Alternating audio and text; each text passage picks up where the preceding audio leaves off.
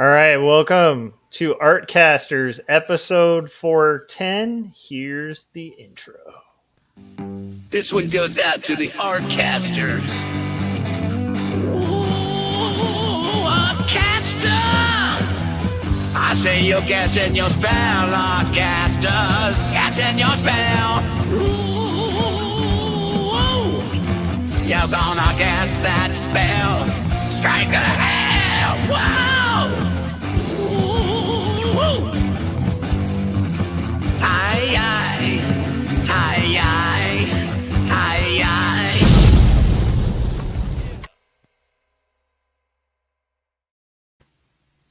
It's correct. How do you get that thing to work?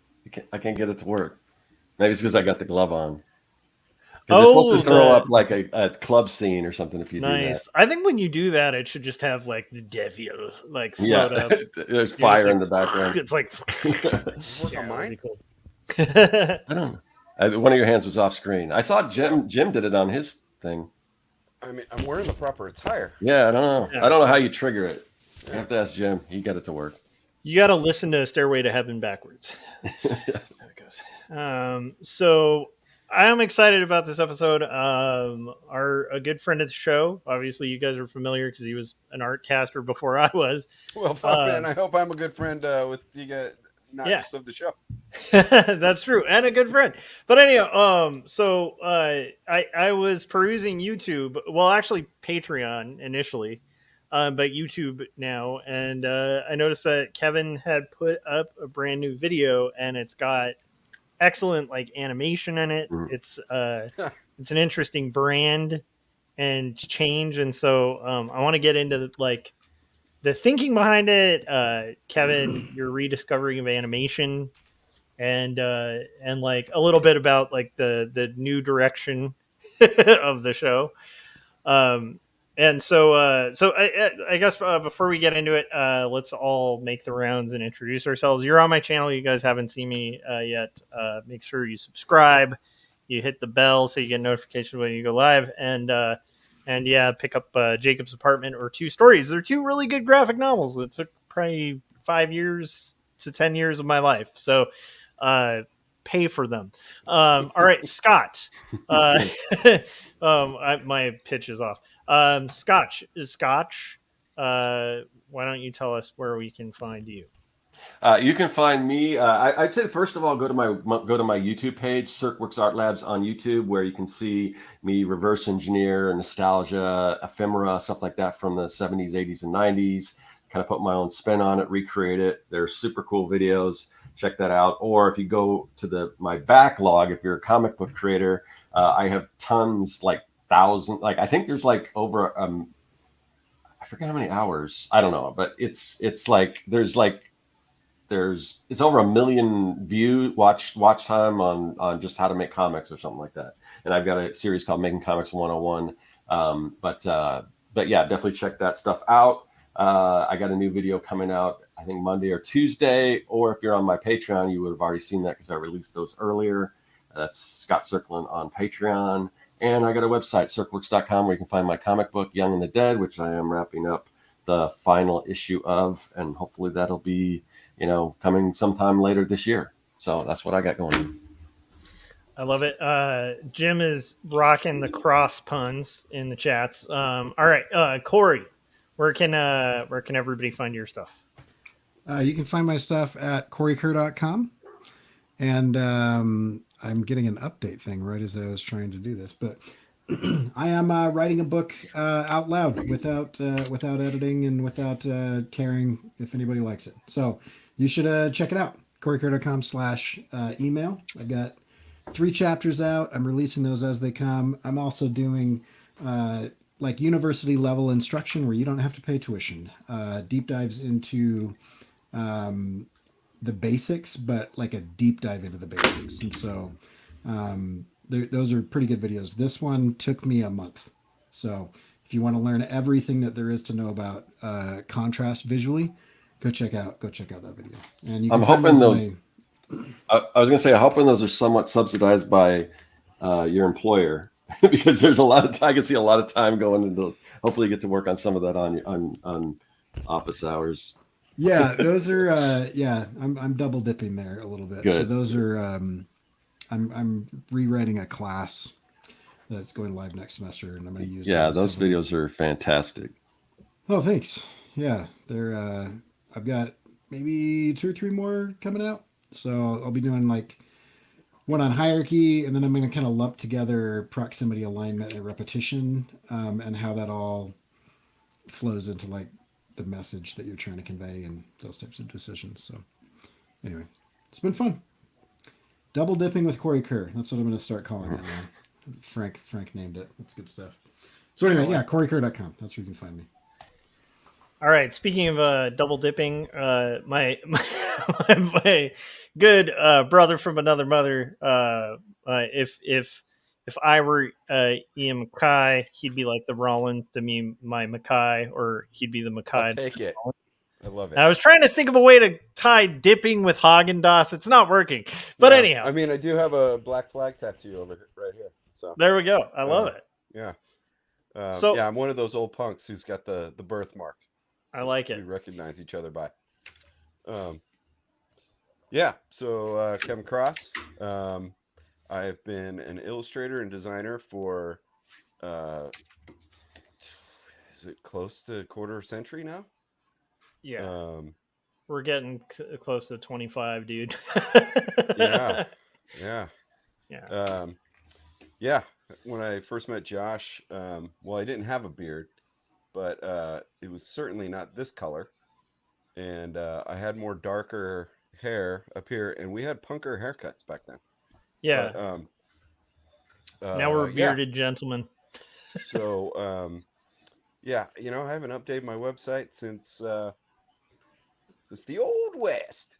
So we should do the rest of this in an old miner voice where it's like, I don't know if you guys noticed, but I spent a lot of time on I don't know if you saw the most recent video I did and the Patreon video, but I write the script in modern vernacular, and then I go through it with a fine-tooth comb, and I try to make it sound like film noir. I love it. Right. So, you know, hence you'll get analogies like whale in a teacup and wet ghost, things like that. But anyway, so my website's out of date. So why don't you just go on over to YouTube? Yes. Where there's not a whole lot of stuff, but there's the new happening over there. But so it's youtube.com/Kevin Cross art. Or just Kevin Cross.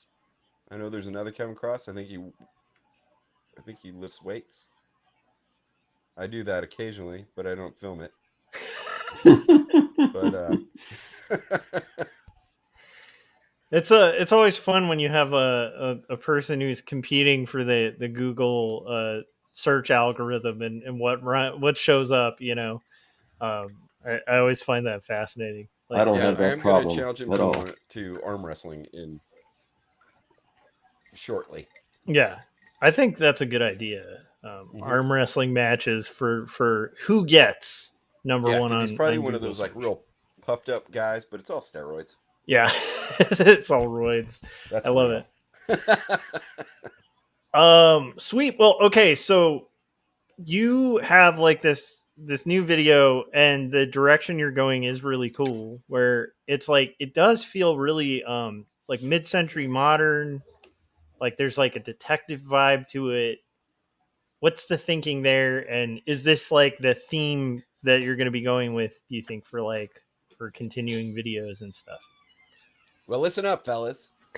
Well, Josh, as you know, I've been a fan of this stuff for a very long time. Yeah. You and I both were subscribed to like a podcast that had all the original Philip Chandler. Marlowe. Philip Marlowe. Yeah. Chandler. Yeah, by yeah, Raymond Chandler. By Raymond Chandler. And I think, I don't know about you, but at the time that was kind of like a new fascination for me. Yeah.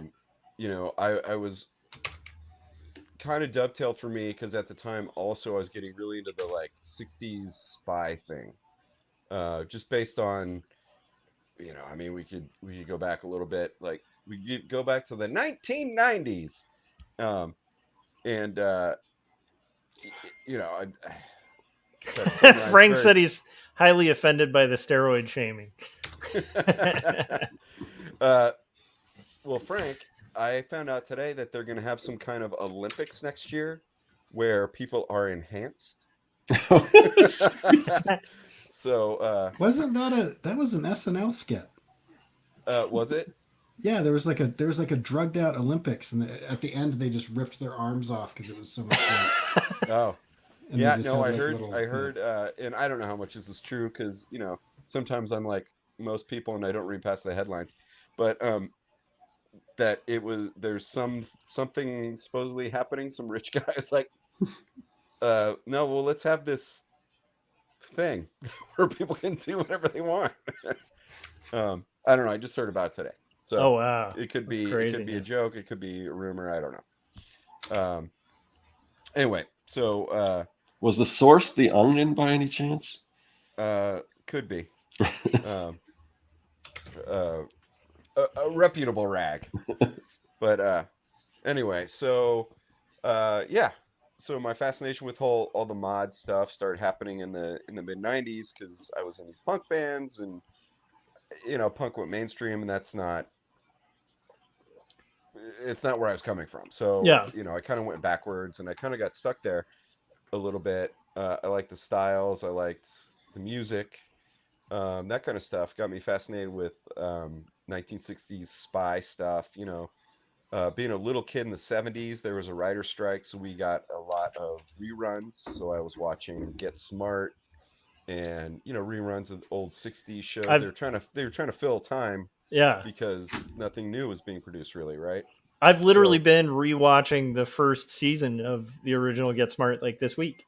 So it's fantastic. I love it. I mean, Mel it's Brooks. I was thinking about it the other day, and I was like, I haven't seen that in years. So we just bought the first season on Prime or whatever. So. Yeah, it's great. I mean, uh, Inspector Gadget.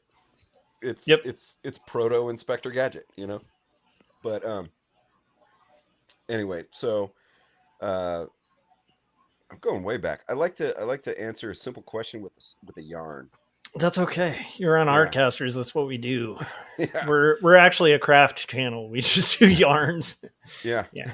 Hmm. So so yeah, I got into the '60s spy stuff, and then through all the mod stuff and kind of watching the old shows and Man from Uncle and kind of getting back into the James Bond flicks and stuff like that. Yeah. Um, and somewhere along the line there, I did the same thing with music, where I was like, well, where does this? Why was this a phenomena at the time? Yeah.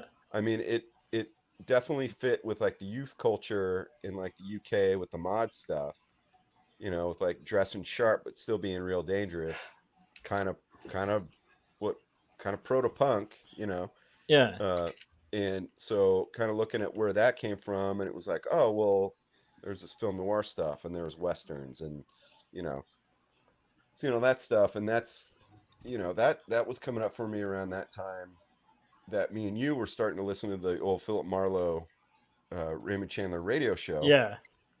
Later on, that turned into my love of the Rockford Files, which was a Yes. '70s TV show. But don't quote me 100% on this, but there were some Rockford Files scripts that were Chandler Philip Marlowe scripts because apparently it was supposed to be a Marlowe TV show, but made Oh, in the '70s, interesting. and they couldn't get the license. I don't know if Chandler was still alive at that point. I know he was pretty involved in Hollywood at one point, but some maybe from his estate or whatever. Maybe he'd recently died. I don't know, but they couldn't get the Marlowe license, so they just kind of tweaked a couple things here and there. And so when you're watching the Rockford Files, if you think I'm watching Philip Marlowe, Yeah. because that's what it's supposed to be, and they totally stole Chandler's stories and just were like, well, this story took place in the 30s.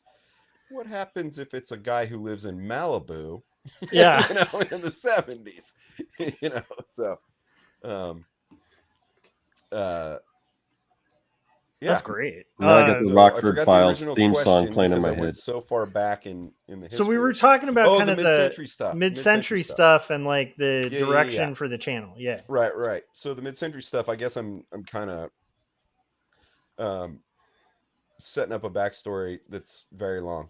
But anyway, I have a reverence for this time period. That's where it comes from. I like Yeah. the design. I like the quality of this. This is mid-century right here. This is mid-century right here. These two things were from my grandparents. It's part of a whole bedroom set that I have in here, and it's just there's no particle board on this thing. You Yeah. know, um, this has been around since the late 50s, maybe early 60s, Yeah. and you can tell this. So this is brass. So I know all this maybe stuff people don't care about here. Um, Hey, so we this is care about it. brass. It's got kind of an Asian design. This tells me this was kind of around the time that Hawaii was becoming a state, and that uh, Pacific Islander and Asian stuff was Yeah. becoming pop culture in the United States. You know, Yeah. um, stuff like that. I like the style. I like you can't tell by the way I dress. I like that people used to dress to get on an airplane. I like that you could go to a store and people weren't wearing their pajamas. Yeah. I now have this love of the devil music, you know, mid-century jazz. It's so good. Um, I like the time period. Yeah. Um, I you know, if the boomers did anything right, it was some of that, which actually comes from the Great Generation and the Silent Generation. But they were kids during it. But you know, I just like the design. I think there was, um, it sort of almost feels like the last bastion of like care for craftsmanship. And I'm not saying like people like us Yeah. who do what we do don't care. I just mean the overall culture. Um, you know, it's I'm nostalgic for a time before the internet. You know, Yeah. I lived in a time before the internet. I grew up with households with this kind of stuff. No Yeah. one cared about it back then because it was just furniture. You Yeah. know, it wasn't like pieces. Hmm. But yeah, I just have a reverence for all that. A lot, you know, and it starts with me growing up as a punk rocker and then loving uh yes, jazz was called devil music at one point Oh before yeah. rock and roll was. Yeah. Jazz Um, was very dangerous. It was in yeah. seedy bars and Yeah. like you'd have to go to the bad neighborhoods to check it out. It's like Right. it was the dangerous thing at the time. There were many news articles about people fearing that, you know, their children would sell their souls to the devil. And there were a lot of songs about selling your soul to the devil. Well, Yeah, yeah, I anyhow, mean, so because you, you you know. think about that era too. You got blues coming up, Yep. you know, and the biggest story there is Robert Johnson, Hmm. where the Crossroads. yeah, the Yep. crossroads, the whole cliche now, but the legend is that, you know, he sucked, and then he sold his soul to the devil and became the best dude ever, you know. Yep. Robert Johnson, Salazar, the father of everything musically that I love. Um, as far as rock and roll, I guess, Hmm. because I guess jazz was sort of happening at the same time too. But 20s jazz, like God, what is the big hit from the 20s that I love? Uh, let's get oh God, I can't remember the song. I'll remember it at the end of the Yeah. show. It'll happen. Yeah. I think that makes perfect sense. I also wonder sometimes because I love mid-century stuff too, and because I'm like kind of obsessed with guitars, I started realizing that there might be a connection there too, because all the best guitars were like 1950s, 1960s. And so like there's something about that color palette. Like for me, if I see a guitar that's painted and it looks new and it doesn't have that like classic like 50s car color or 60s car color, it just doesn't feel right. Or it doesn't have nitrocellulose. Like there's a thing about that era of thing, like of color, of aesthetic, of Well, everything, and the way they built guitars, the craftsmanship. And it's yeah. like I wonder sometimes if that, as well as like, yeah, like going to my grandparents, pulling the little thing for their TV where it goes boom and like warms up, you know, like Yep. You see and the it's little in, RGB dots. yeah, Mhm. yeah, and it's in like that old like really cool mid-century cabinet, you know, that was like the TV. Yeah, I wonder too, like if but I do think maybe guitar might have something to do with starting to notice the craftsmanship of that era, because Um, there are just like you know, to this day you're not going to match like a 53 Strat, like if you want a Stratocaster, you know. It's like, I mean, yeah, I've so been, I started my first band in the 80s, 1980s. yeah. I know my beard says the 1880s, and I would have probably loved to be a gunfighter back then. I was so confused, Kevin, when you said 80s. I'm like, which 80s? Yeah. Which 80s? Clarify the century, sir. Yeah. I'm a vampire. It could be any of the 80s. I knew it. It turns out that the 80s in any century things happen. Things move, culture. I mean, but anyway, uh, yeah, since the 80s, that's where when I started my first band, and I've been playing Les Paul since then. Les Paul, uh, I mean, what's he been doing stuff since like the 30s? You know, Yeah, yeah. his signature guitar with Gibson came out. When? I mean, the Chicken song was kind of a novelty hit in like the late 40s or 50, Yep. maybe 50s. I can't remember. It might have been like early rock and roll era, like mid 50s or something Well, like that. the notoriously the best Les Paul you can get would be a 59. 59 Les Paul is like the premium era, and so that's a while ago. You know, yeah. Yeah, I remember. Just kidding. I As soon remember as the Scott's paying 50s. attention, he's not paying attention. I like No, I know you I like the vampire through line. This is a good Um, one. We should continue it. Yeah, so yeah, my love of mid-century comes really from music starting, and then it extends to being an artist as the profession, and Yeah, looking back. And there was a time, and I think we've talked about this, even like going way back to our podcast, Big Illustration Party Time.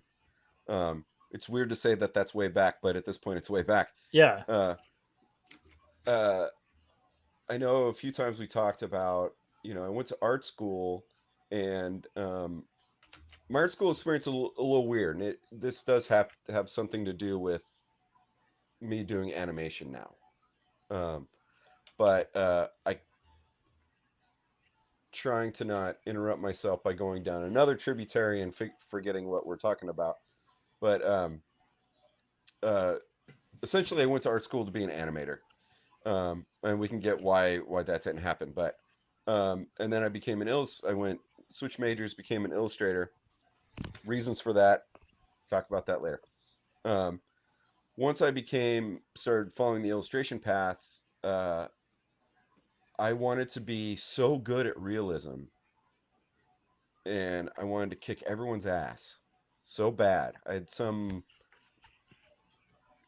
chip on my shoulder or something.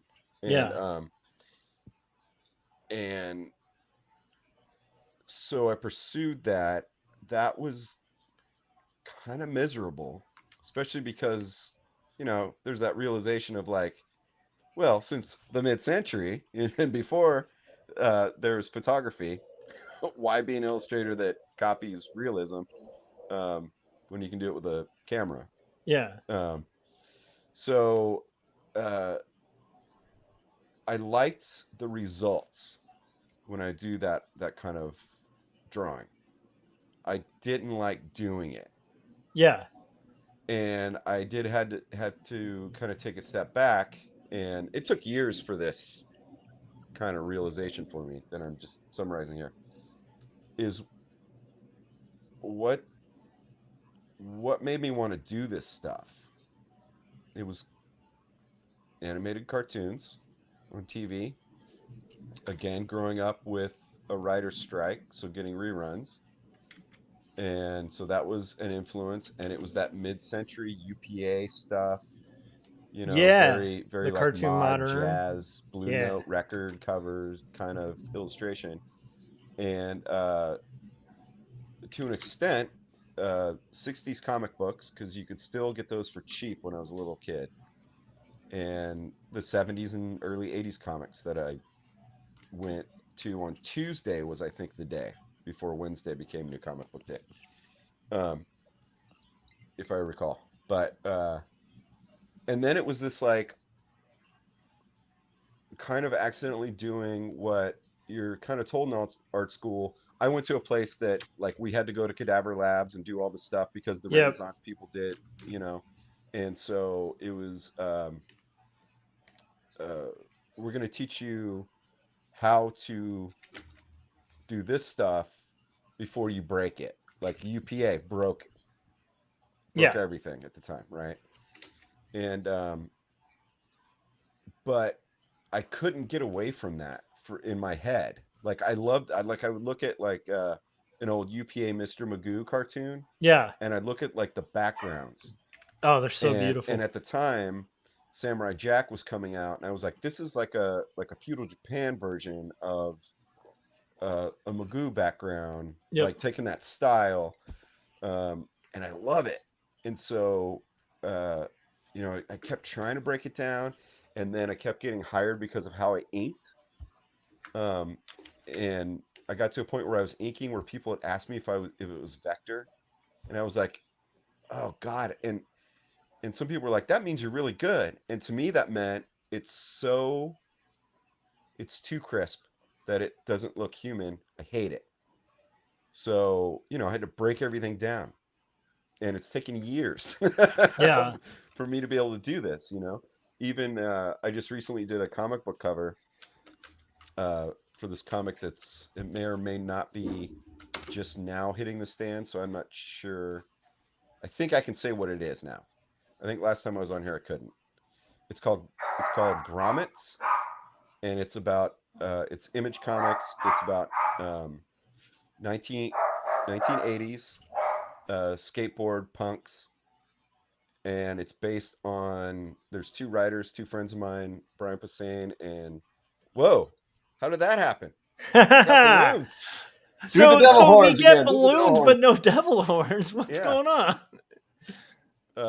Yeah, so my friends Rick Remender and Brian Posehn are writing it, and they're basing it on their stories of growing up in punk rock and heavy metal and skateboarding. Uh, I think they're fictionalized history, but anyway, I did a cover, issue 5, Image Comics Grommets. I did a variant cover, and I still felt like I had to use clean inking because that's what those guys know me from, you know, but I didn't want to really. I wanted to use that nib kind of like line dot, line dot, line dot, line dot. Yeah. Oops, it splattered. Figure that out, you know. But I did color it with halftones with just CMYK. Um, so, and then you know, it's like I had to ink it like a certain way, and then I went through and tried to destroy it. You know, Yeah. so and I feel like there's something about the mid-century illustration and art is that design. It was very functional, and there was a lot of limitations because of printing, time, and so that's also where the mid-century stuff comes from. Like I redid my logo. You know, it looks like it could be on a refrigerator from the 50s or 60s, probably, That's cool. Yeah, it because I definitely like looks like that. that, or like it could be a restaurant sign. You know, it's pretty Yeah, awesome. Yeah. which I like. That's what I like. You know, Oh yeah. um, I like that aesthetic. I feel like it's you know, and this also could be because that was a time I didn't grow up in. You know, Yeah. I guess the mid-century, depending on who you talk to, um, ended a couple years at least before I was born, you know. And then everything becomes kind of throwaway a little bit, you know. And um everything becomes like YouTube. Um going or getting back to it. Yeah. And this has been like, I can't remember if we hadn't started this yet or not, but this reboot, restart, whatever, is almost a year in the making. Yeah. Um, and I thought about it for a long time, and I worked on stuff. I did a logo. I did some other things behind the scenes, you know, and uh, and so I realized it's going to be harder for me to get to have a probably have a go at what you're supposed to do with YouTube, Yeah. because I like a slower start. I like a little bit of a setup. I like a little bit of a setting up a story. Yeah. Even if you're just gonna draw on your sketchbook, I like a little bit of an act one, act two, act three kind of thing, even if it's 2 minutes long or 3 minutes, whatever. Yeah. And I know, and this is part of what I get out of what I love about this specific era. I also love eras before this as well, you know. But they didn't have YouTube, so I don't know what they did. But back in the '60s, YouTube was fantastic. But uh, but anyway, you know, that's why the new video, it's like me in a suit, and it's in black and white, Yeah. and the Is whole it? Is meat. it? Oh, I guess yeah. Like sorry, I was thinking of the animation, but the yes, the video is in black and white. Yeah. Okay, Sorry. yeah, but I want that to fit, Yeah. right? Yeah. It And does. so I wanted that to be a story. Yeah. It's it's I it's a little over 3 minutes, and I think the animation's only about 6 minutes or 6 minutes, 6 seconds. Um, but you know, I wanted to set up a story, but I want to be slower about making like crafting something. This sounds like I'm being very pretentious. I'm not Henry Ford or Tarantino or anything over here. You know, I'm just some dude. It only sounds like that because just YouTube sucks. Yeah, and so that's what I'm getting to is I have things to say about YouTube, and this is um why my videos are going to be like this, Yeah. and is because for years I have hated "This is your boy Zach" with a shitty font Yeah. and all that stuff. So you know, I know it's going to be uh, a slower roll. Yeah. You know, getting people already, which you know I would say this is probably my third go at YouTube, and I address it in this comeback video where I went all over the place with no direction. Yeah. Um, and you know, realizing all my interests fit in something that I originally started out wanting to do. Mm-hmm. That's animation. So I got music, I got art, I got craft if I want to do some stop motion or something like that. You know, storytelling from comics and the kids' book stuff and all that stuff. You know, all those things all fit under that umbrella. You know, Yeah. but and animation takes a long time. That 6 second thing, I didn't last long enough in the animation curriculum to have done any of the stuff I did. So, and I didn't read any books or look at tutorials. I looked at what I saw on film, Yeah. like that came before me. So it's not perfect by any stretch of the imagination, but uh, so it's going to be slower going with this, and that's fine because I have adopted, and I feel like I had said this to a friend a couple weeks ago, and just in that couple weeks, I feel like what I said was like a zeitgeist thing is um is make art and fuck the algorithm. Yep. There was a time that YouTube made me some money. Um,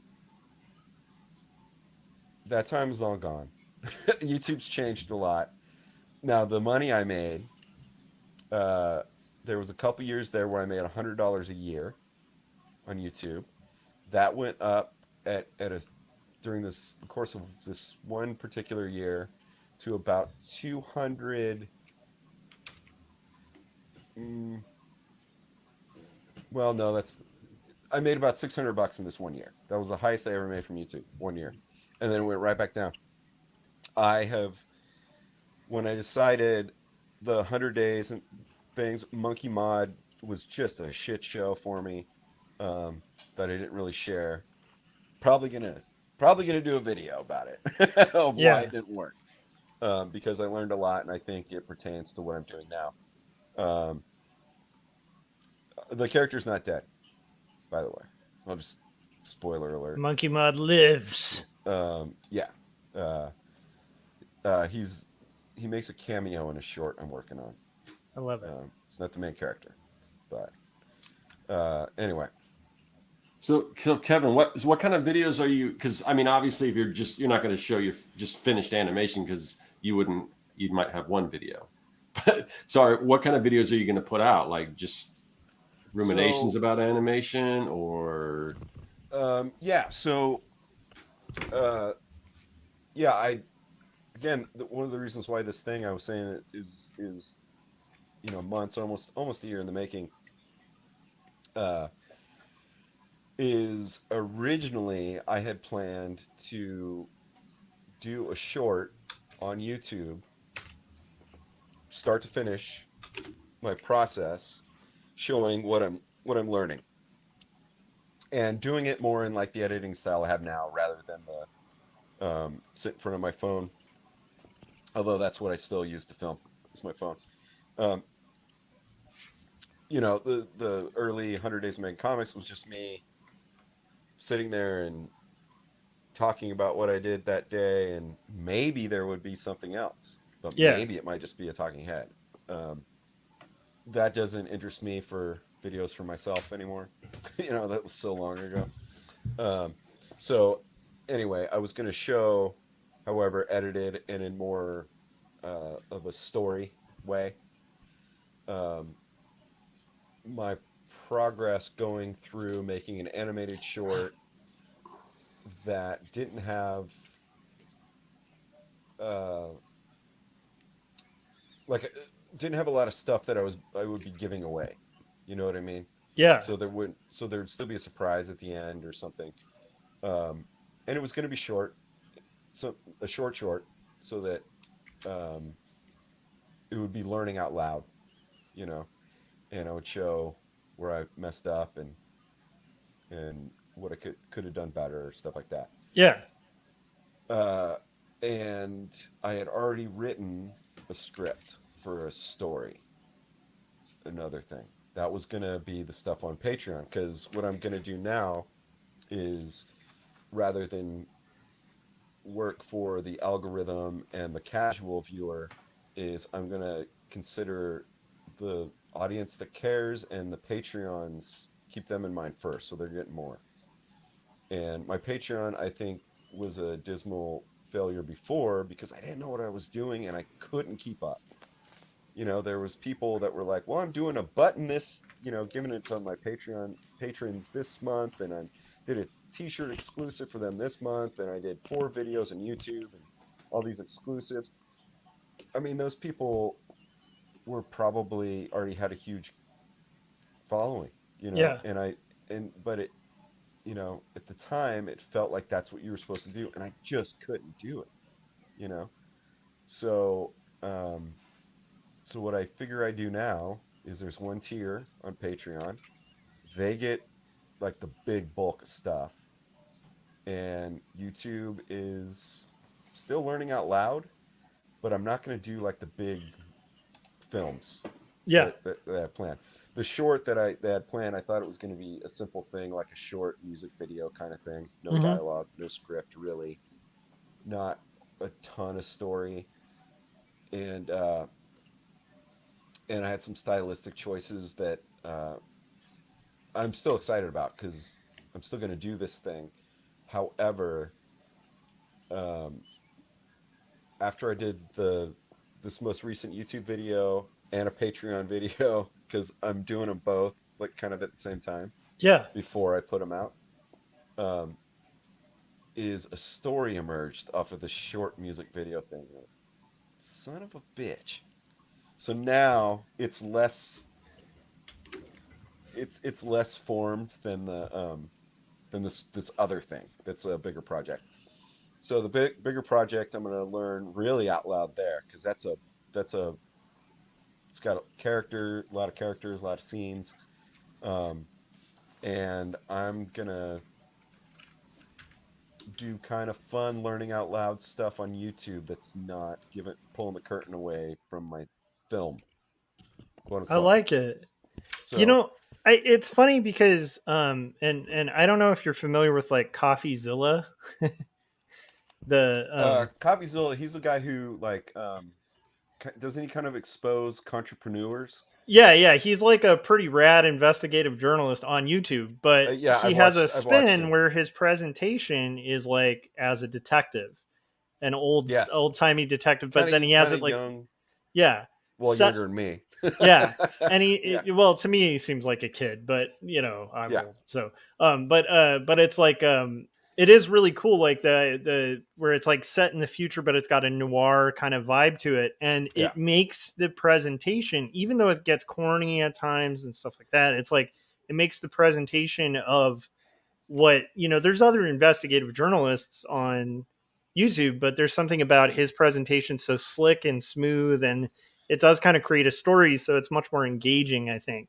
And I think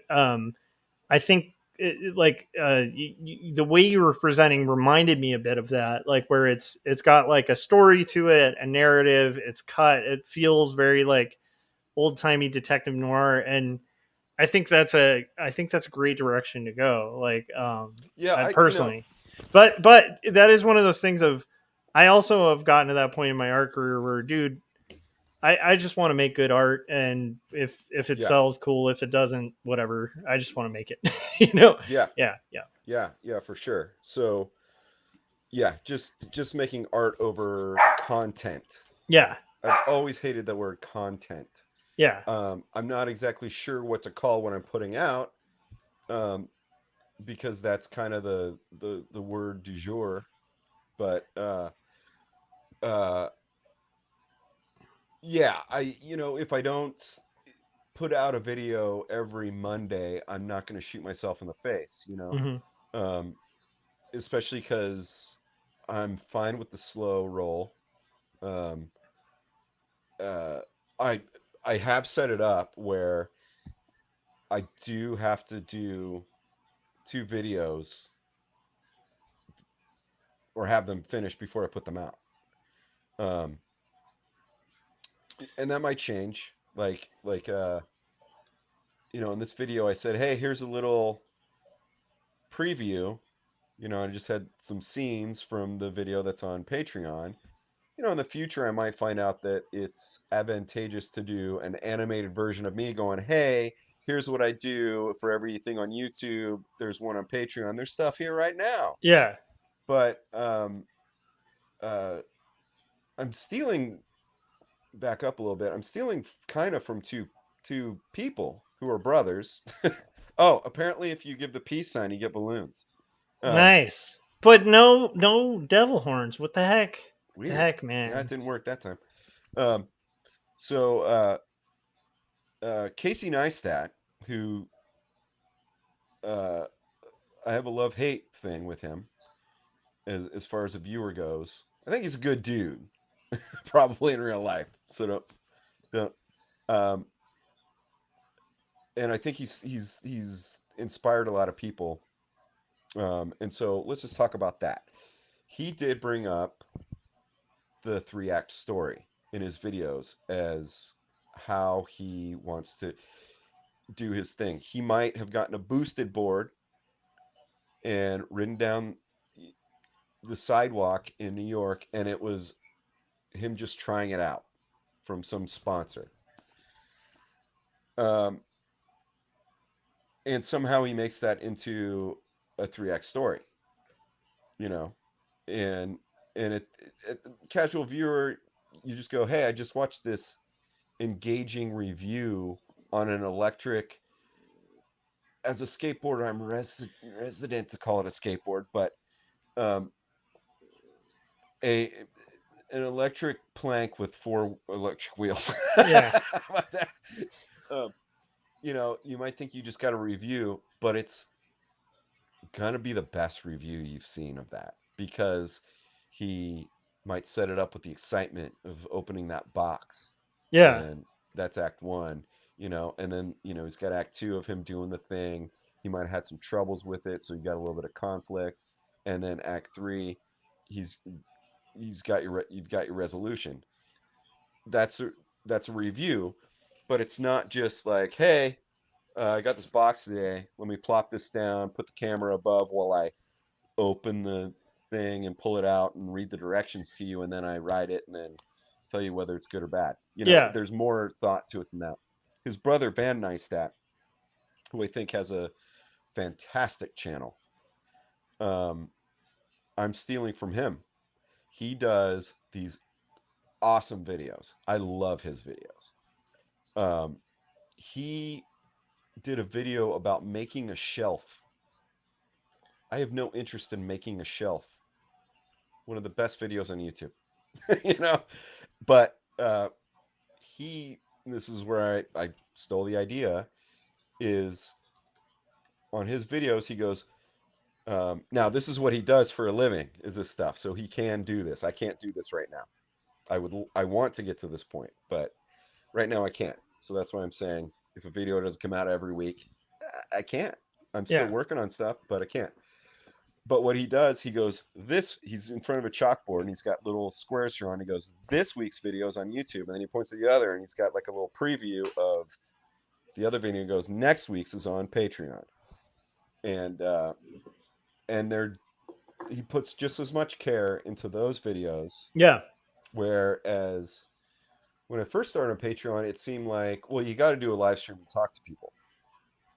I didn't like the quality that back then. Yeah. Obviously things have gotten better. Like when I was doing Artcasters as a host, it was much different than this. It didn't look as good. But anyway, so he puts as much effort into that as he does the YouTube videos, maybe even more so. And I don't want to do the live stream thing on Patreon also, because I've tried that, and then sometimes I'd have a bunch of people come up, and the idea was that people could talk to me and ask me questions about what I'm doing, and they wouldn't. And then I felt like I had to nervously fill up an hour. Yeah. Anyway, I don't remember where exactly. I guess mid-century, why I'm doing what I'm doing, how I'm doing what I'm doing. I don't know. No. I think that makes sense. I think it's you're kind of explaining like why the way you're editing and kind of spending time with it, as well as like the Patreon, which I should mention to people if you're watching. You guys should get on Kevin's Patreon if you're not already. I'm sure you guys probably already are, but if you aren't, you should, because he is so this video that just came out, obviously if you haven't checked it out, you should. It's amazing. But he has like a cool kind of behind the scenes on his Patreon of the same kind of process. It's like the making of kind of thing, and it's pretty interesting. It starts getting into like how that animation was made. So like there's kind of like Kevin talks about kind of the history of it, and shows you like where he was animating on the ones, and it's really interesting. It's really cool, and I think it's cool that you're doing that. I think for patrons too, and so obviously people should probably hop on that. But like, so animation is going to be time consuming. It sounds like you have a project that you were going to do, and now you're going to be kind of working in chunks, I think, on the bigger project too. Yeah. Out of curiosity, is it going to be all in one style, or are you thinking about like approaching different forms of animation with it? And then also to kind of fill the void. I think Scott was kind of touching on this too, but like, is there going to be I guess that kind of ties into Jim's question where he said, will your new project be mostly a familiar method of animating, or new, or both? So anyhow, yeah. New unexplored methods. If it's unexplored, it's because I accidentally did something that somebody probably did before I came along, and then figured out that if I just studied what they did, that it Yeah. wouldn't have taken me so long. But project familiar method of animating. Yeah, but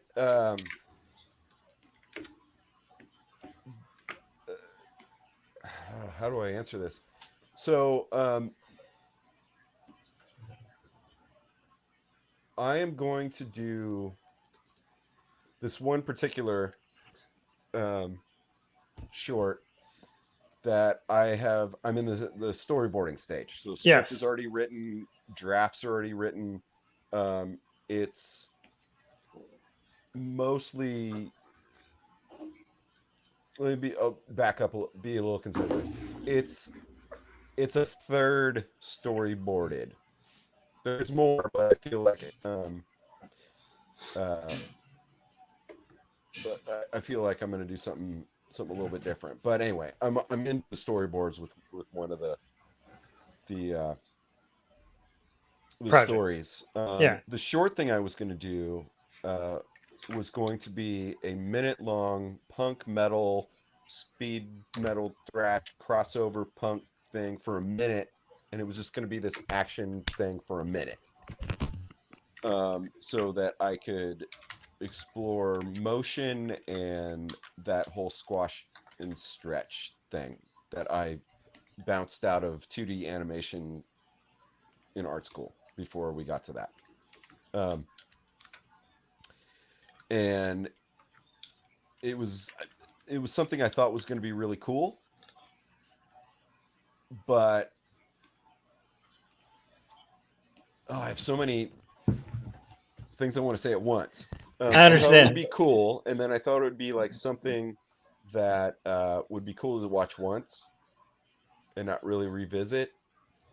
And that, speaking stylistically, that short and the one that's farther along, that's ostensibly ready for just production, Yeah. you know,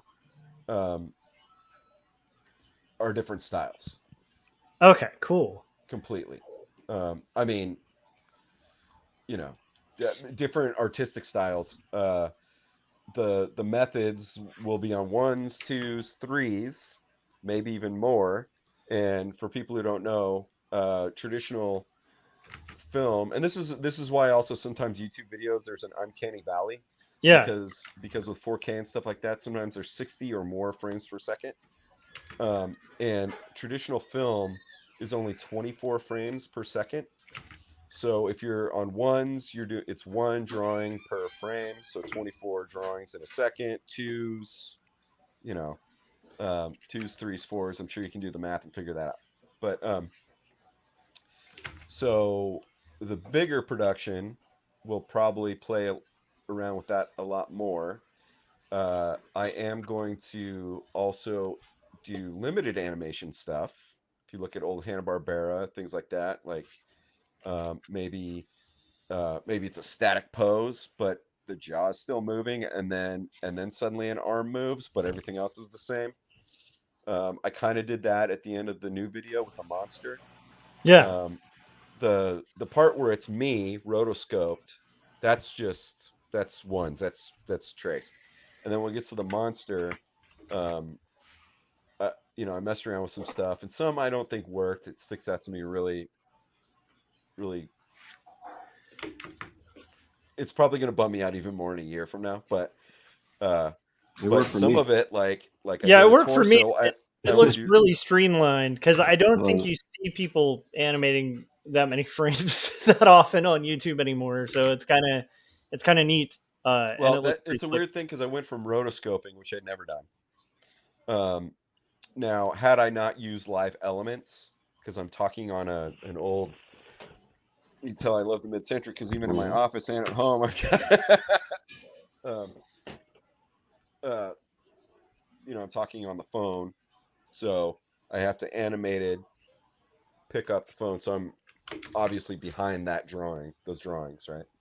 But then I go into a monster and I had to do this like kind of fur, um, and I only drew the torso and the left arm once, and then I kind of moved it.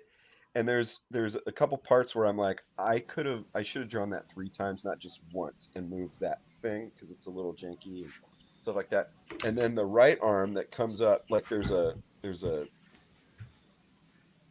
motion that's like I'm putting down the phone, and so it's kind of like a um, part of the stretch of the squash and stretch, I guess. Yeah. That's on ones. The motion of putting down the phone, the mouth movements. Oh, most of the head is on nuns, and then the eyes are on like twos. There's a couple times where they're on ones, and then the mouth also bounces back between ones and twos, depending on, you know. So yeah, I'll be using like a lot of that traditional kind of animation stuff, like uh, to be quicker. What I did learn is like instead of doing one drawing, if I didn't have to cover my body because I did use live video behind me, I could have done that on twos or threes and done like a kind of a stretch kind of motion. Um, probably done Interesting. that and done that faster. So I learned that. Um, I don't think going forward there's going to be a whole lot of me doing live action background with live action props.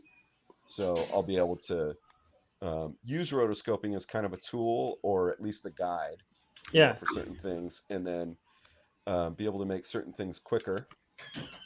There's a transformation scene where I go from the rotoscoping to the monster. I did some drawings you don't even see because it's a blink of an eye. Yeah.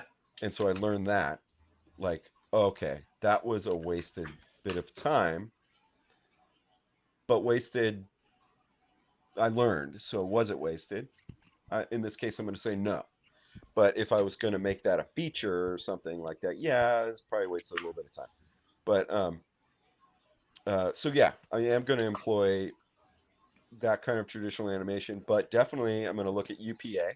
Yeah. I'm going to look at anime, where it might be a static drawing, like moving one way Hmm. while there's like a background moving that way, and so it's just two drawings moving, But it's but making the but illusion. the Yeah. sound design fills in that gap, Hmm. and um, yeah, I'm gonna so I'm gonna use all the tricks and cheats and um, that I'm aware of. What software are you using to animate? Right now, I'm using Toon Squid. Okay. Um, yeah, Nice. I'm thinking about getting that Procreate Dreams, which is their version. Um, from what I understand, and this is another thing, don't quote me on this for sure, is that Toon Squid was made by animators. Procreate Dreams was made by people who, and again, I am not open this, but I'm excited about everything I've seen from it. Um, they're ex Adobe employees Mm. who thought some of the Adobe stuff. This is inside baseball stuff that I heard. Um, that saw some things that they didn't like about uh, creating art in Photoshop and stuff like that. Hmm. And they're doing animation stuff. But what I'm doing, uh, and I do say this in the Patreon video, is what I'm doing right now could be done with any of Yeah. the software. I have not used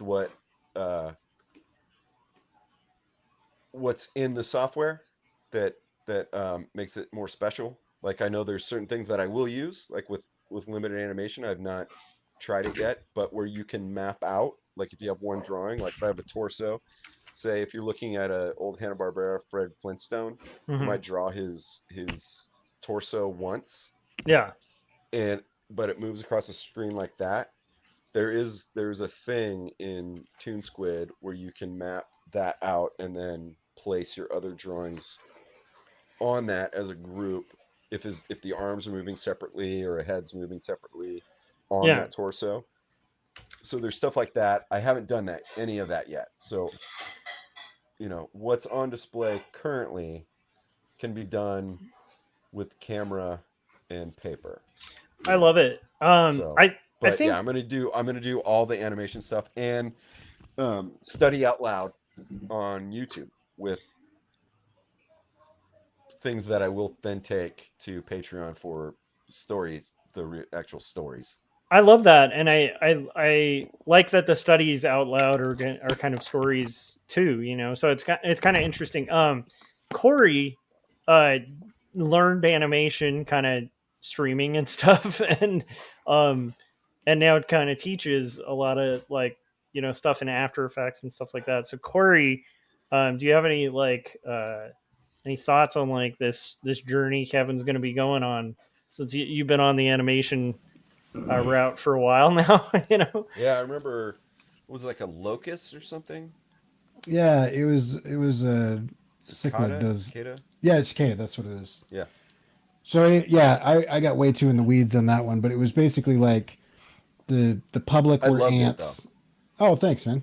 Yeah. Yeah, the public were ants because they just kind of follow whatever is going on, and Yeah. then the artist was a cicada because they like kind of like flourish after like kind of hibernating for like 17 years, and then they And just then like die. burn themselves out and die. But all the business people were flies because they're kind of like carrion drawn to like fecal matter and decay Yeah. and yeah. Anyway, Sounds about so right. yeah, Yeah. it was a I bit mean, of it's a a good analogy for the times, right? yeah. But yeah, no, yeah. I mean, I think the biggest thing that I figured out was my normal process of just like, and Jim Lujan and I disagreed drastically on this, and so when he and I collaborated, I kind of like forced him to do it my way. But is I jumped in and I just started like making stuff, and I have this tendency to like over rig my characters. Like if I only need the character to like smile and wave or whatever, I would like do a full like 3/4 turn that could do like a cartwheel and every joint was rigged and it was ridiculous. And so I found personally that I saved a ton of time by doing like storyboards and then animatics on the storyboards.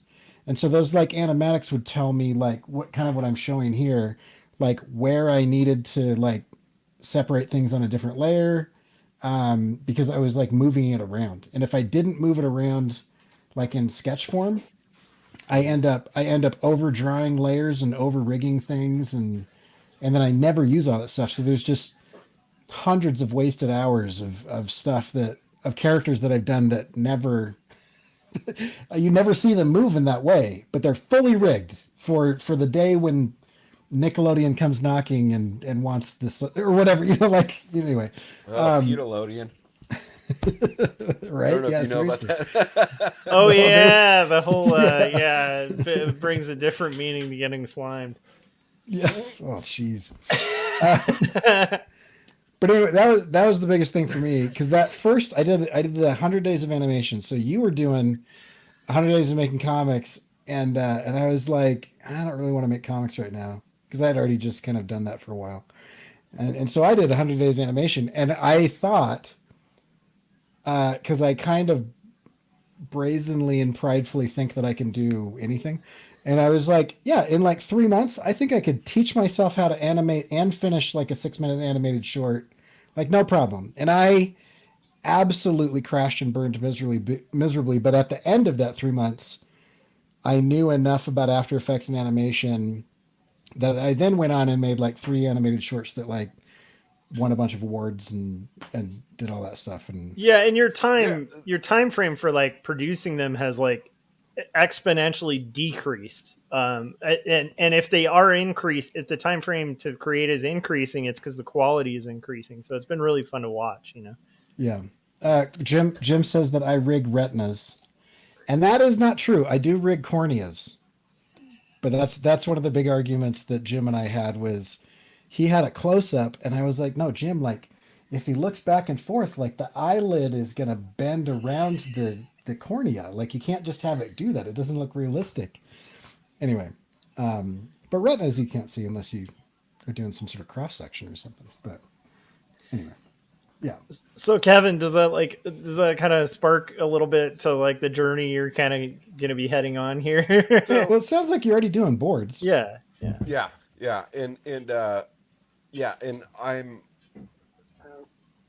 I'm going to be doing animatics too. Good. So, and I'm trying to do my storyboards right now. I mean, I've got a background working not just on my own comics, but comics professionally. For sure. And so, and because it's a production team of one, I'm the studio, I'm also going to try to do some of the labor that comes ahead, or moving forward. Nice. In the animatics and storyboarding and stuff like, perspective with backgrounds and things like that I can then just go in and paint and stuff like that. Provided it works in the animatics and stuff like that, Yeah. And and I'll probably cut out some steps because it is me and I already know what I'm going to do and I don't have to hand a thing off to a different room of artists to finish. I have to do it all, Yeah. So, but yeah, I do want to do the animatic because I'm even doing an audio scratch track that's just me. Yeah. Before I get voice actors, and which last time we all talked, I mentioned I've got parts. But you can finally make Jim do voices for someone else's animation. I just sent him some a voiceover yesterday. Nice. Speaking of, but I hope that's okay that I said that, Jim. I'm not saying what scene it is. It's the part with the monster and the city and when that one chick gets her heart broken.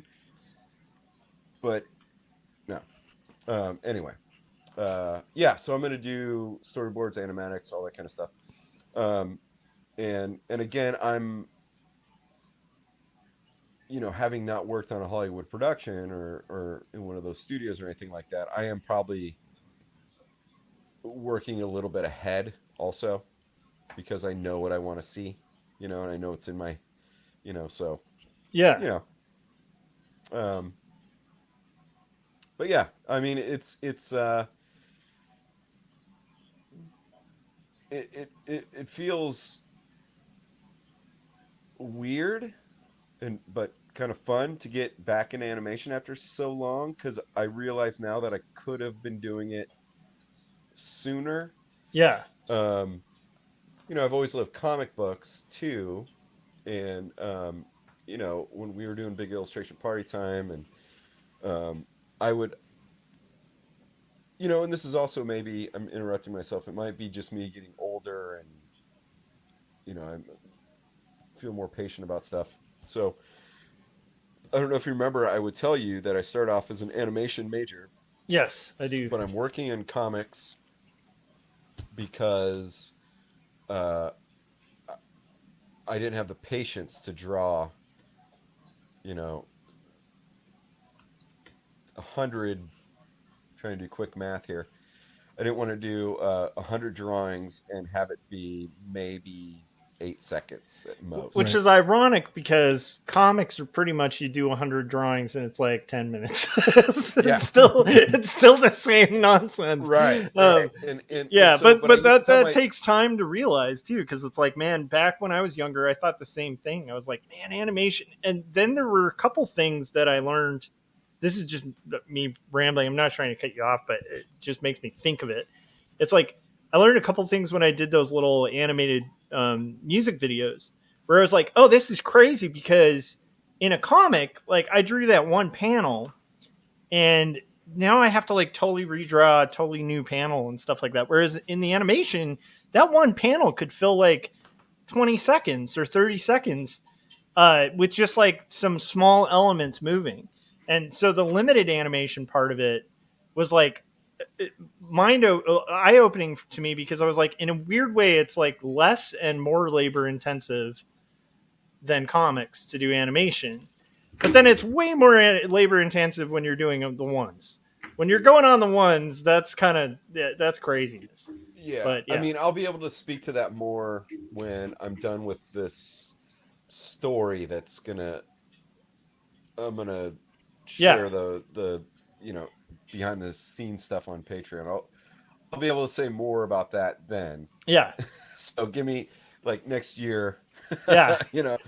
talk Year from about now, that. But uh, so having worked in comics and in kids' books, kids' art and books. story, Yeah, art with story.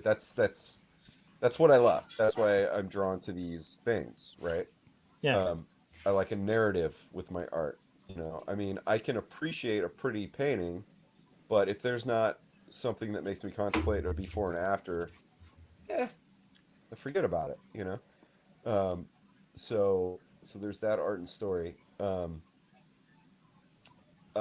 It all takes a long time. yeah. So There's I'll tell no. you, Yeah. That's I the can tell thing. you in a nutshell what I would do with my own comics if I were to make the stories I have now. Because I've mentioned I have two. Um, I have a kids book that didn't get picked up that I'm going to rewrite in the script and do something. That's probably going to be a couple years from now because this stuff takes for a while if I get to it. I have a story that may or may not be Monkey Mod because it kind of could be and it kind of fits with something else. Yeah, Um, uh,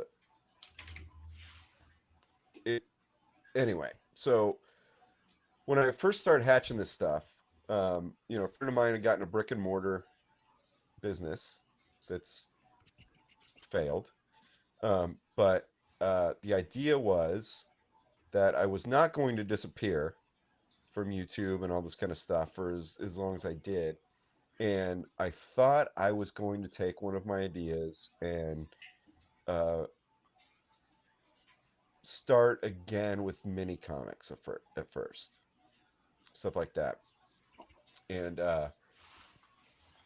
and that made me contemplate why did the Monkey Mod and Friends show? What were the problems? So many,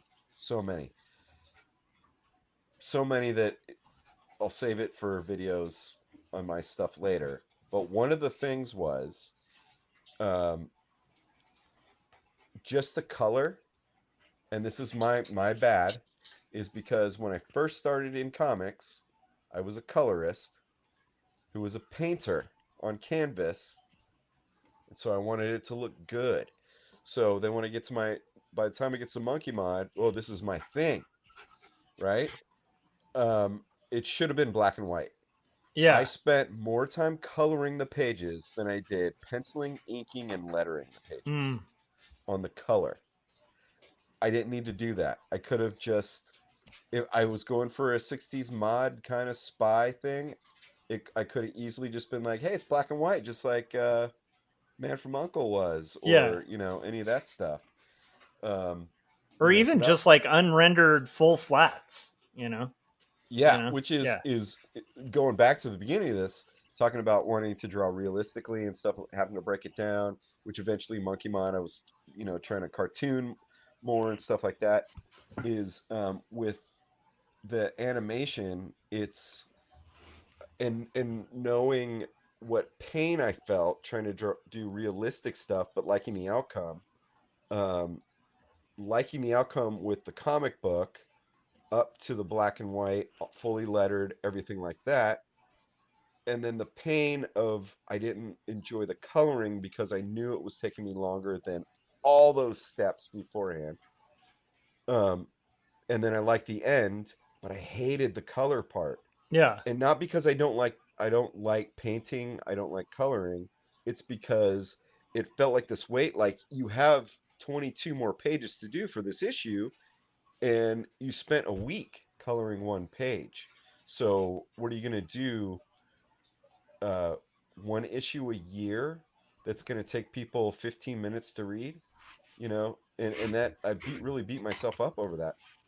Now, what's awesome is with animation, as I'm a, yes, professional illustrator, designer, I'm not a professional animator. Yeah. So using brushes that I might think are broken or shitty for a comic book, or just doing flat colors, it's freed me.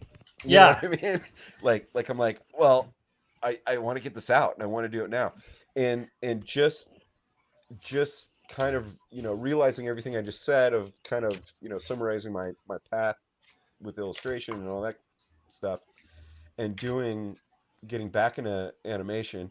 And of course, the stuff that's on YouTube right now, the new video, that's there's more, There's you more know. coming. Yeah. Yeah, well, there's more that I've done. That's just what's able to share. I love it. It's flat color.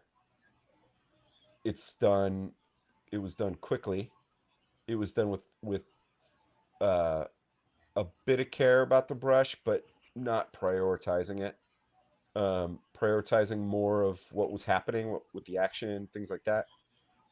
Every bit of it, even doing the color, which you know, I did the line art first, and then I went back, just like, you know, the old ink and paint days, Yeah. and just colored underneath.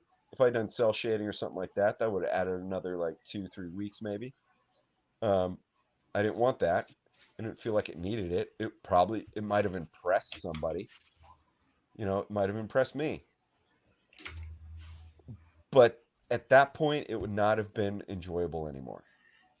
So, um, You know, like it's funny. There's so many parallels to music. Like anytime we talk, that I think of, you know. well, But yeah, it's like, so it makes me think of like one of the things that got me into punk out of metal, because I, similar to you, transitioned from metal to punk, and yeah. now that Oddly I'm enough, older, I'm back so metal right now. yeah, no, and I'm super into metal now. But like there was a period where I just, well, you know, Kevin, it used to be very divided, like back in the day. It Yeah. was way back in the day, but Um, I mean, punk and metal are the same. they are. They're two Yeah. sides of the very same coin. Yeah, you see, like when you get to our age, we start seeing all the like connections of everything. So it's like you can't Well, we really should have be back like, then. I'm wearing there it is, Motorhead. Mm-hmm. They're not punk or metal. They're both. They're Yep. just rock and roll. Exactly. Which is what at the end of the day, that's what we like. But Yeah. but what one thing that turned me off about metal for a while, now I can appreciate it, and a lot of the metal I like now is not falling into this, but it's like virtuosic guitar playing, where somebody's just memorized the mathematical equations of the fretboard, to the point Yeah. where you can hear there's a lot of bands, and it's not just metal, it's like there's a lot of like, Guitar Hero type guys that shred, like absolutely shred on guitar, and yet the music is the most boring thing on the planet because it's so refined. And there's something about like a guitar player that just holds a note and bends it, and like you feel it, or a guitar player that's just rocking some power chords and you feel it. It's about the feeling and the emotion in the story more than it is about the virtuosity of the players. Now, every once in a while, you get that marriage of the two, right? Where it's like a virtuoso player with some authenticity and rawness, Right. and danger. But it reminds me of your video. I wanted to tie it into that. It's your video. You said there's this moment. I don't want to. Can I mention the dangerous thing, or should I not let people check it out? Yeah, that's fine.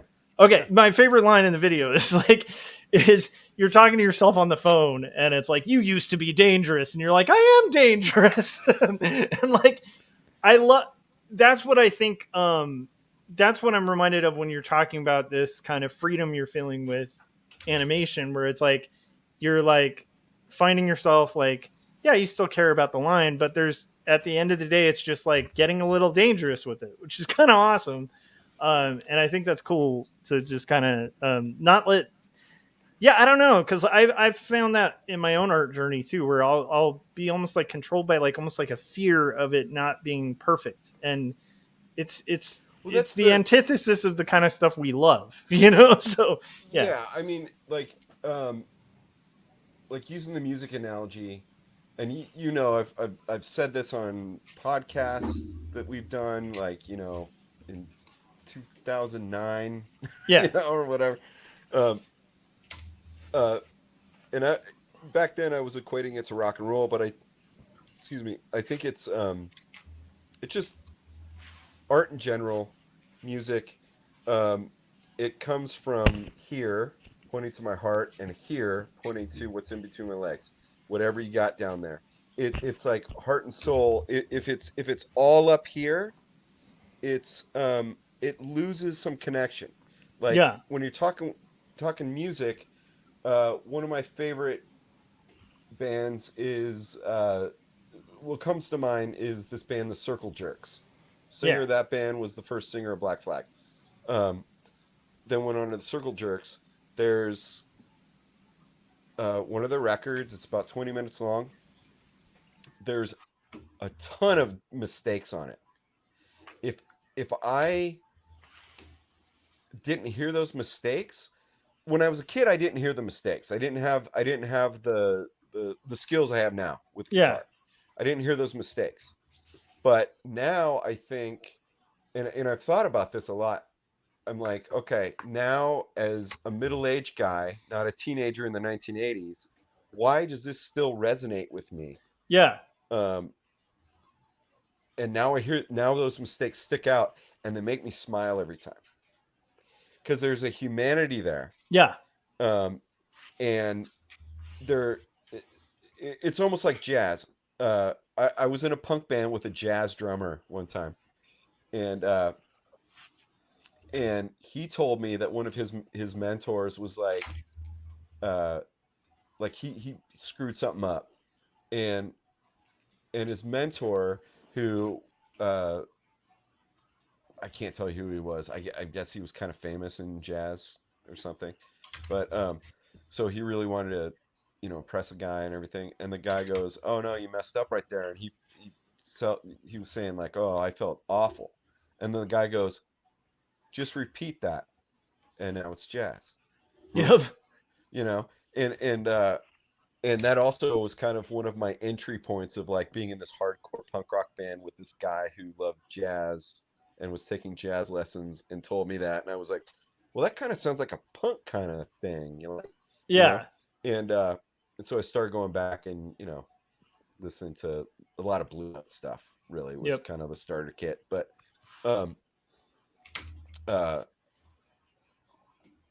anyway, this Circle Jerks record, it's got a few mistakes, um, and they add to it.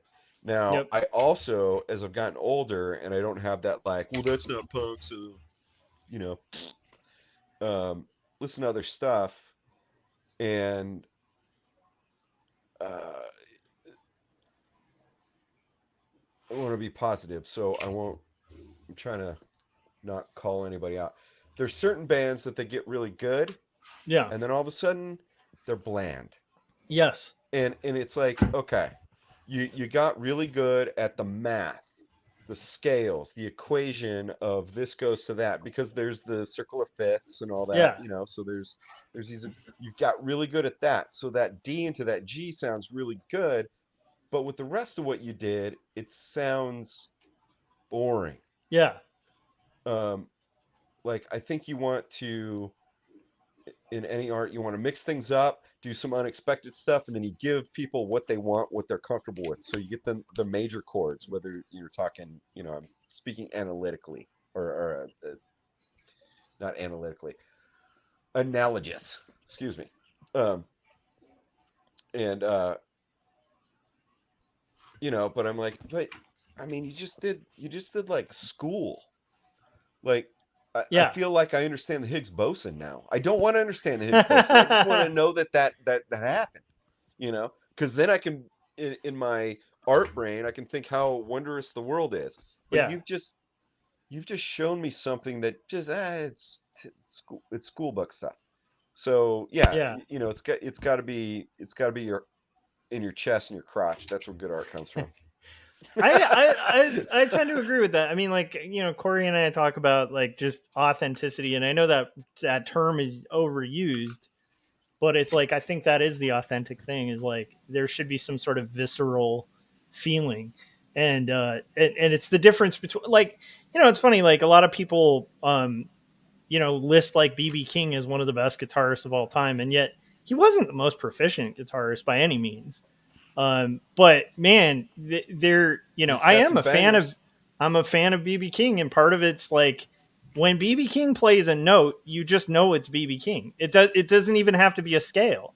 It's just the way he feels that neck that you're like there's something about his feeling in it that comes out, and it's great. There's Um, there's there's some really early BB King stuff that I really like that is before his skill level went up to what a lot of people praise, and I prefer when he yeah, didn't have that skill level yet, yeah, I because he agree. wanted that skill level, he was striving for it, and somehow it comes out. Uh, it touches me more. You I could say. agree. I agree. Um, Yeah, the later later in stuff his with the life, when giant he was bands where he yeah, was, later in yeah, his life when he could well deserved had achieved legendary status. Um, I felt like certain people who were influenced by him would bring him out on stage to give themselves clout, yep, and they had become also proficient guitarists in their own right. Uh, but boring, and what a waste of a having access to such a legend yeah, by uh, making him play the Higgs boson, when yes, people just want to play "Let's Get Laid." yep. That's what we care about. I That's mean, I'm great. speaking very metaphorically, but seriously, I mean, Higgs boson cool, but it's I not love what I it. think about the most. Yeah, and I think maybe that's the context of music too, because there's some mathy stuff I like, but like like Dillinger Escape Plan or something like that. But it's like if I'm going to listen to that, it's like I'm listening to that because that's the intention. The intention's like this is mathematical, It's like, and it's like I think similarly, like hey, if you're writing a story about the Higgs boson, then maybe I want to hear all those details. But yeah, I agree. I agree with you, and I think it's pretty exciting to see this new chapter, and it's pretty bold, Kevin. That's pretty badass too, where it's like it's just kind of coming Thank you. out That's interesting and to hear because It's dangerous. I it's don't dangerous. feel I don't feel like it is. But that's cool. I like to feel cool. Well, I feel like it is for here's the thing, knowing you, I think it's bold, like in the sense that it fits you, but it's a step out of it's a step somewhere that I think is a little dangerous and fun, and I think that's pretty cool. Well, I Yeah, mean, I appreciate that. yeah. Uh, for me, it feels like uh, it's what I should have been doing for the past 2 decades. I feel You're like right. You're kind of right like because you're good at editing. You're good at directing. You like music. You like messing with audio recording. Like even with our podcast back in the day, you and I would spend way too much time like audio engineering it. Like I it's really enjoyed that stuff. it was fun. Yeah. And so Yeah, there's the editing of that. There's the editing of recording music, which you like, and like even music's on a beat, and like when you're editing music, it's all to the ones or the beat. And so it's like, um, you know, it, it, yeah, it makes sense. It's kind of the mix of everything. Yeah. It makes perfect sense. well, I appreciate that. Yeah. And yeah, for me, it feels like, and I'm not going to say like anything I did before was a failure. Although the 100 Days Making Comics, I think it was good. I think my heart was in the right place Yeah. at the time. But in retrospect, looking back, I had some pretty good successes with music, audio, recording, that kind of stuff.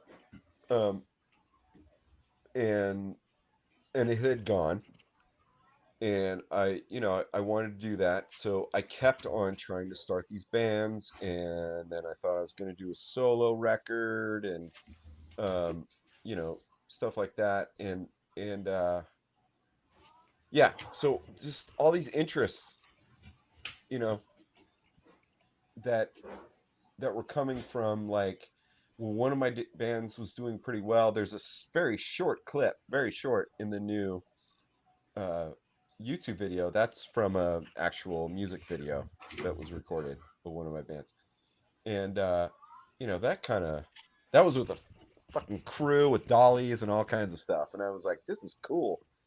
But I wasn't seeing how I can pull all these things together. I thought I couldn't do animation, so I would tell people I'm not interested in it. But that's not true, because even when I was telling people I wasn't interested in it, I did that little short monkey mod thing in 2009. Yep. And I used it because Flash, that was free to me, and I spent a month on a thing that yeah, so it's just coming to this realization that I guess when you get middle age and get a lot of gray, mortality starts. You start thinking about that more, and you start thinking about, like, what was I successful in? What did I put to the side? And I realized that the things I put to the side versus the things I was pursuing fit together. Yep. And the way they fit together is animation, because it's got all that stuff: drawing, audio, music. I no longer feel like I need to do the solo album, that kind of stuff. During the pandemic, a couple of my old bands' records got re-released and sold out. That was really cool. When I was young, that would have made my ego explode. What it told me was, reminded me that music's important to me. That made me feel happy that stuff sold out, and that my band sold those, not me. Yeah. My bands did that. I was part of those bands, not me.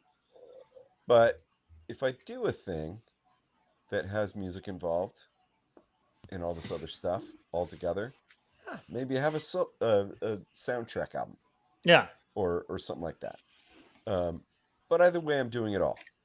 And it all serves one purpose, instead of, like, after I knew I wanted to keep doing videos after 100 Days of Making Comics, because at that point I felt like I had started to kind of stumble on an editing kind of style, or a story kind of style. Yeah. And I wanted to keep doing those, and I wanted to make art, but they weren't cohesive, which I do address. Yeah. There was a crafty thing, there was a t-shirt design, there was this and that. And by the way, all of those are great. And if you guys haven't seen the hamburger skateboard video, you guys still need to check that out. It's still one of my favorite videos. But, I'm proud of those videos. Yeah. I think that they were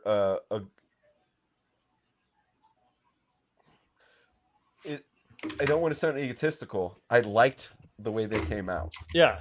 Of course, they could have been better. Yeah. Whatever. But I was using what I have. Yeah. Which what I'm using right now.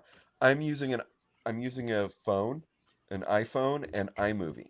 Yeah. It's amazing, really, Kevin. I mean, and I told you before that those videos you shot before, and even this new one, just the the cinematography in it, especially with the iPhone. Yeah. I mean, and just the editing and everything. I mean, that's kind of what inspired me to up my game on YouTube.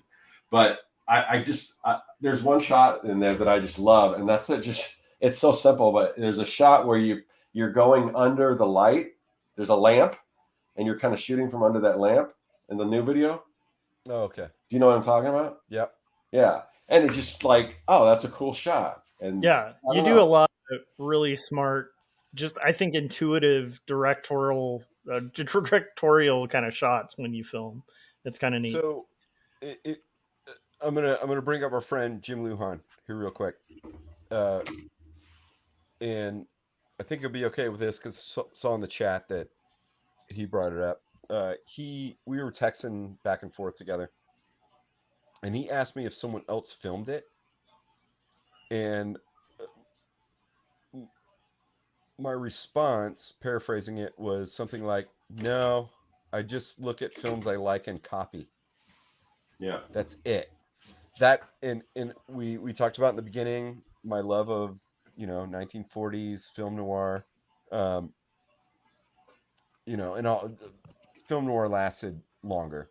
Some of my favorite movies were actually in the 50s. So, but anyway, there's this way that those people filmed, and some of it's based on German expressionism.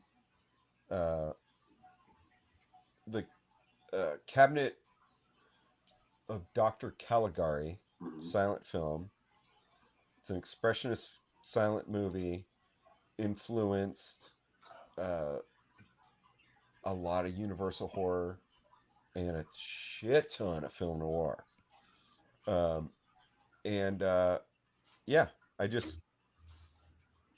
I have a tripod. It's one of those, I think Gorilla is the brand, but it's one of those with all the balls. That was on a step ladder, and it got that angle because it fell. And then I walked around the desk and I looked at it and I was like, "That's better than I had it set up." That's awesome. It was kind of an accident. Yeah, that's basically. I should say, over the past year, as I've been kind of working behind the scenes on what I'm doing with what I'm now sharing in public, is I stopped watching a ton of YouTube. I got rid of every single streaming service I was paying for, which isn't a stretch because I did that 8 years ago when I was going through a divorce. But I still had a couple. Like I was still paying for Amazon Prime, and I got rid of that. And I kind of discovered it again, going full circle to the beginning, talking about YouTube and the "it's your boy Zach" and all that kind of stuff. And the algorithm is, I was not finding anything new. It was stuff like, "Oh, well, you lean politically this way, so let's push you this stuff that's going to make you more angry that way." Yeah. Where I feel in my life now, I am politically homeless, I guess, as they say. So I don't, but I want to hear everything. Yeah. So depending on the week, I don't need a barrage of that. Yeah. But, the incendiary stuff. I want facts or whatever. So I unsubscribe to tons of YouTube stuff, and when I'm out of things to watch, if I make time for that, I go to thrift stores and buy DVDs, and we'll pick up dollar movies that I'm sometimes vaguely interested in, and find out that they're fantastic films, and sometimes that they suck. So basically, I'm not watching a lot of this "it's your boy Zach" stuff. Yeah. Or hot takes on Hollywood from a middle-aged man who has an action figure collection. Yeah. That kind of stuff. I'm just watching last night I watched Easy Rider. Yeah, that's a good one. Because I found it at a thrift store. I love that movie. It's a good one. It's well shot too. Holy crap! Oh, it's fantastic. Yeah, And there's some stuff that still is like, why'd you do that? yeah, Even though it's a classic. Yep. And you know, I think that stuff's important. You know. yeah. I was at a Walmart and went through one of their DVD bins, and I got the 4-movie collection of the first 4 Herbie movies. And I haven't seen Herbie in years. I was talking about this like 3 months ago. I was asking my wife if she's seen Herbie in a long time. I used to watch that all the time as a kid. I used to watch the Love Bug. Do they hold up? Well, I only watched the first one. Yeah. The Love Bug. Uh-huh. So the last 2 movies that I've watched are the Love Bug and Easy Rider. Nice. I love that. Like, so does Herbie hold up, or was it like mostly just me being a kid? It that does. One does. I mean, it's by today's standards, it's the comedy sensibility. I don't think because there's a lot of like Don Knotts like boing, kind of stuff. But I saw that in the theater when I was in my single digits. Yeah. And, that was one of my favorites as a kid. Some of it's nostalgia. Yeah. But I love it. I have a couple roommates. So my house is like 2 levels, and there's an apartment down below. I'm friends with the people down below, and they're a little younger. And but we watched together Mad World. Yeah. Which is the racing movie in the late 60s, and it's kind of like all the stars of the day. It's kind of a, I don't know, is it a heist or I don't know. It's like all the stars, and it's like goofy comedy and stuff. And it's so of its time, and all of us who have different kind of worldviews on certain things and stuff agreed that it's one of the best comedies ever. Something that came out before we were born. Yeah. So, there's like that, like I said, kind of comedy, but I mean, what's comedy now? Yeah. It's like no, I like that. That's actually kind of a good piece of advice. I love that. I think it's good to like look at things that came before. It's kind of like with music too. Like the older I get, the more I kind of start digging back, to like, like to me, it's the Sonics are more interesting than a lot of stuff. Like the more you kind of go back, like the more it gets interesting. Yeah. I mean, again, full circle, right? Because that's what got me into the mid-century stuff. What got me into the mid-century illustration? I would say it was a reminder because I got a lot of mid-century stuff as a kid who was born in the 1970s, but as a teenager, and your teenage years are like everything's so goddamn important. That girl I like, she's my Juliet, and I'm Romeo. I'll die for her, and all this kind of stuff. You get to my age, and you're like, I'm not dying for you. I just met you. But it's that looking back. Punk rock became so much of my identity. And then the 90s happened, and punk rock became something with quotes around it. It became kind of cute, and like a band, you go to the mall, you can buy it at the band store. Yeah, and it got really homogenous too. It became like, my girlfriend, she don't love me, and I'm like, then fuck off, find another one, you dumbass. And so that was so disappointing for me that I was like, okay, who do I like? Nothing's coming out that I like. Who do I like? I'm in a Black Flag, I'm in a Minor Threat, I'm into these bands. What did they listen to? Okay, Ramones. which Yeah. I was aware of because I was a kid when Rock and Roll High School came out. I was 10, 9 or 10. It was like Ramones. Okay, love them. My daughter's middle name is Ramona because of that. Who they like? Oh, MC5, the Stooges. Who did they like? The Spiders. Who was in the Spiders? Alice Cooper. What did Alice Cooper like? You know, and I start going backwards. Oh, they were into the British invasion. So what Yeah. did they like? Okay, the British invasion was doing this, but they like this American garage stuff. Where Yep. did that come from? And that leads you all down to the crossroads and Robert Johnson. Yep, I love it, and that's a perfect And that's place. why I'm doing animation now because of Robert Johnson. I love it. I love it. So, Kevin went down to Georgia apparently recently. All right, so you guys, this has been really fun. Kevin, thanks for joining. It's been super awesome. I know Scott's got to get to work pretty soon, and Corey's got an early morning as well. Wait, Corey, are you on spring break too? Nope, No, he's still wearing his shirt. Yeah. Okay. Yeah. I have recently, the dress code at work changed to professional, however you interpret that. So I might show up without a shirt to work. Nice. It should be like, hey, I'm a professional bodybuilder. How would you interpret that? You're going to be the Jordan Peterson of your school. Hopefully not. What the rule is? The rule is you have to be a step above the students. That's like the actual rule. And some of my students don't even shower every day. So like I'm just good. You're like, oh, I can skip every Again, other full day. circle. I'm sure they're wearing pajamas most of the time. I've had a furry or two show up to class, and it's just like, all right, cool.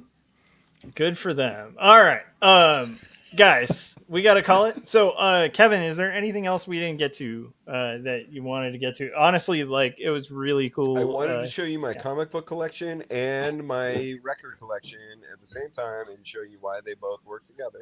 Aw, I kind of want to see those. I don't have a furry costume, but I was a mascot once.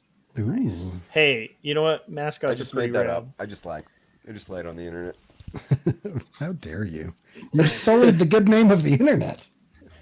I feel like mascot, like is a I feel like bastion being a of truth. mascot is something pretty awesome. Like whoever dresses in a weird mascot outfit. I wonder More if power mascots to are them. mad at furries. I feel like there's a rivalry there. There's got to be like gang fights, after games or something. Yeah. Well, especially like, what if it's a furry that shows up at a game, and the mascot's all offended? What if it's like a mascot that's like a carton of milk who is like mad because like furries always look like Dayglow foxes now? Mm. And I don't mean 70s foxes. Sorry, Farrah. Oh man. I love it. All right. So I guess to finish it up, why don't we go and make the rounds of where people can find us? So Kevin, where can people check out this video if they haven't yet, and where can they check out your Patreon and all that stuff? So I would love it if you would go to youtube.com/Kevin Cross art and watch my new video. There's links to Patreon if you want to see the video that's the follow-up to that. I understand it is a reboot, so take your time, but I'd love you to go there. I love it. Check it out. And it is a little dangerous, so warning. Be careful. Yep. All right. Corey, where can everybody find your stuff? You can find my stuff at CoreyKerr.com. If you go to CoreyKerr.com/email, then you can jump on the email newsletter where I'm doing scenes from a non-existent book. And you need to find out why it is very important to punch babies in the face and throw beanbags at old people as hard as you possibly can in this book. And so go check that out, CoreyKerr.com/email to get on the email newsletter. And if you don't want to get on the email newsletter, that stuff is all on my YouTube channel as well. So I disavow. No, I'm just kidding. Scott, where can? Oh wait, I gotta go next because Scott has to close us out. So, you're on my channel. If you haven't yet, hit subscribe, the bell, all that fun stuff. It's your boy Zach. Hit that subscribe. Smash that like button.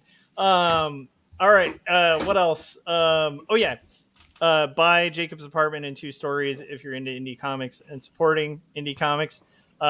Scott, where can people, if they're curious, check out interesting ephemera, nostalgic ephemera? Because we've been talking a lot about nostalgia, and you're reinventing some of it. So why don't you tell people how to find that?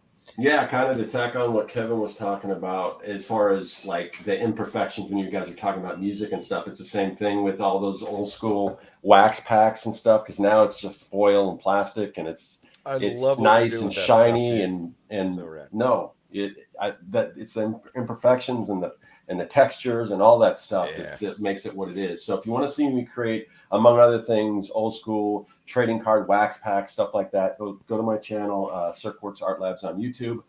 In addition to that, I have a website called circworks.com you can go to, and I've got digital products. I will be putting some of those new wax packs up there for you guys to purchase, but just check out what I got in my store and everything there. And besides that, this show, the Artcasters, we do this show every single week, but it's kind of weird how it works because it rotates between my channel, Corey's channel, Josh's channel, typically on Thursdays, but it could be a different day. It could be a different time.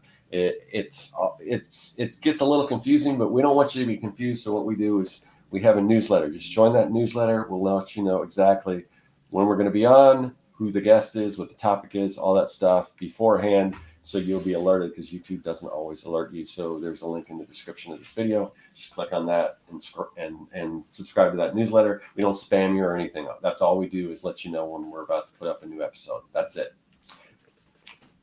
I love that. All right, cool. So I guess that will, speaking of playing from your heart or your groin, we're going to close it out with some rock and roll made by Jim Lujan and Axel himself. Here it is. This one goes out to the Artcasters. Ooh, Artcasters! I see you catching your spell, Artcasters. Catching your spell. Ooh, you're gonna cast that spell straight to hell. Whoa!